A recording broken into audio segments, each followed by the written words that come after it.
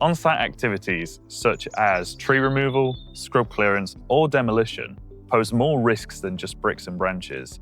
They can also affect nesting birds within your site. In the UK, all wild birds, their nests and their eggs are protected under the Wildlife and Countryside Act 1981. This makes it a legal offence to disturb an active nest even within its building stage.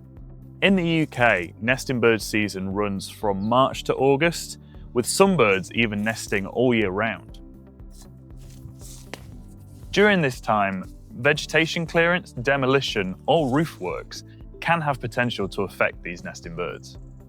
This is why nesting bird surveys are vital to be carried out before these activities begin. In the event of a nest appearing, these chicks may need to be protected until they've fully fledged, which may cause a temporary delay to the development. Furthermore, a protective buffer may need to be put around this nest to prevent further disturbance.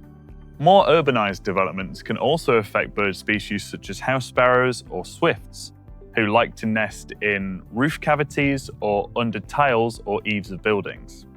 To mitigate the ecological impacts of modern, more sleeker buildings, developers may implement bird boxes into the development, diversify the landscaping, or implement new hedgerows. Nesting birds may be small, but their protection plays a big part in responsible development. Careful planning ensures that a development doesn't come to the cost of any unnecessary delays or disturbance to wildlife that already calls these places home. Contact Encon Associates for all your nesting bird needs.